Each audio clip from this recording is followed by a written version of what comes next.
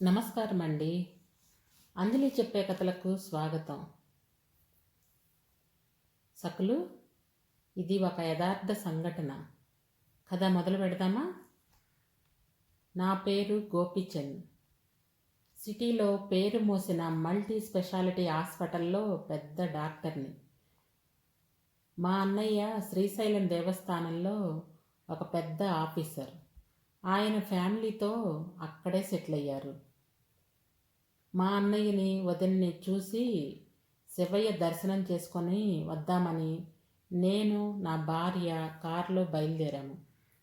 శ్రీశైలం అడవిలో ప్రవేశించేసరికే బాగా చీకటి పడ్డది. అలాగే ఒక గంట ప్రయాణం చేసేసరికే మేము ప్రయాణం చేస్తున్న కారు సడన్గా ఆగిపోయింది. తెలిసిన వారికి ఫోన్ చేసి సమాచారం ఇద్దామనుకున్నా. ఫోన్కి సిగ్నల్ అందటం లేదు. మాకు చాలా భయమేసింది. ఏ పులులో లేక క్రూర జంతువులో వస్తాయని భయమేసింది. పైగా ఆ రోజు నిండు అమావాస్య. చీకటి కన్ను పొడుచుకున్నా కనిపించటం లేదు. నేను కొంచెం గాంభీర్యంగా ఉన్న నా భార్య బాగా భయపడిపోయింది. మేము బిక్కచిక్కి సహాయం కోసం రోడ్డు మీద ఎదురు చూస్తున్నాము. అప్పుడు ఆ రోడ్డు మీదగా ఒక అతను బైక్ మీద వెళుతున్నాడు. నేను అతన్ని ఆపి మా పరిస్థితి చెప్పి కారు మెకానిక్ షెడ్ దగ్గరికి వెళ్ళి అతన్ని తీసుకొని రమ్మని అడిగాను. అతను నేను కారు మెకానిక్ని అని చెప్పి, భయపడకండి, నేను కారు ప్రాబ్లం ఏంటో చూస్తానని చెప్పి కారుని రిపేర్ చేసి స్టార్ట్ చేశాడు. అప్పుడు నేను, ఎంత కావాలి బాబు, రిపేర్ ఛార్జ్ అని అడిగాను.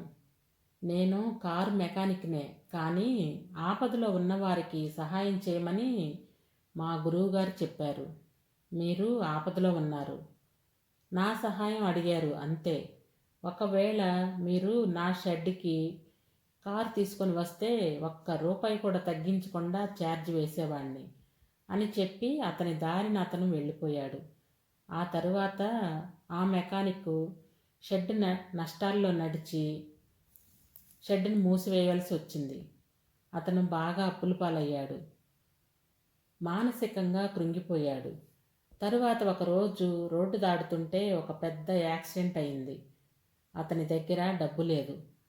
పెద్ద హాస్పిటల్కి తీసుకెళ్తే అతని కండిషన్ చూసి అడ్మిట్ చేసుకున్నా అతను బతకడు, పైగా చాలా డబ్బు ఖర్చు పెట్టాలని పంపేశారు.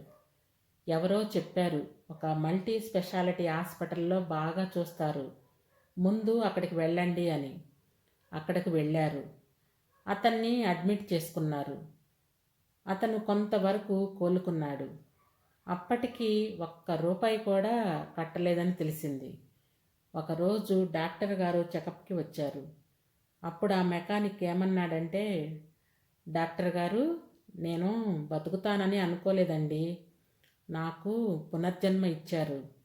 నేను పూర్తిగా కోలుకున్నాక నాకు ఒక ఇల్లుంది, అది అమ్మి మీ బిల్లు పే చేస్తాను అన్నాడు. అప్పుడు నేను ఆ మెకానిక్తో, నువ్వు నన్ను ఇంకా గుర్తుపట్టలేదా? నేను ఆ రోజు రాత్రి కారు రిపేర్ వచ్చి చిమ్మ చీకటిలో నడి రోడ్డు మీద నా భార్యతో ఉన్నాను. నువ్వే ఆ టైంలో రోడ్డు మీద వెళుతూ మా కారు రిపేర్ చేసి ₹1 కూడా తీసుకోకుండా మా గురువుగారు కష్టాల్లో ఉన్న వాళ్లకు సహాయం చేయమన్నారు అని చెప్పి కనీసం మా పేరు కూడా తెలుసుకోకుండా, నీ పేరు కూడా చెప్పకుండా ఆ చీకట్లో వెళ్ళిపోయావు. నువ్వు నీ గురువుగారు చెప్పినట్లు చేశావు, నేను నా గురువుగారు చెప్పినట్లు చేశాను. ఇంతకీ నా గురువుగారు ఎవరో తెలుసా? నువ్వే నా గురువువి అని చెప్పారు ఆయన. సకులు, చిన్న మాట.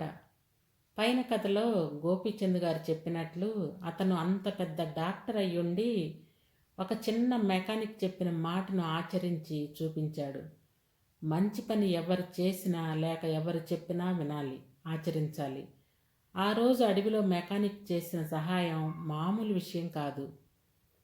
ఆ విషయం డాక్టర్ గారు మనసులో ఉంచుకొని 10 మందికి సేవ చేస్తున్నారు. అక్షర జ్ఞానం లేనివాడు ఒక్క ముక్క అక్షర జ్ఞానం లేనివాడు చెప్పిన మాట డాక్టర్ గారి జీవితాన్నే మార్చేసింది. కథ సమాప్తం. ఇది ఒక యథార్థ సంఘటన. నేను కథ రూపంలో రాస్తున్నాను. ఈ కథ మీకు నచ్చితే సబ్స్క్రైబ్ చేయండి, లైక్ చేయండి, షేర్ చేయండి.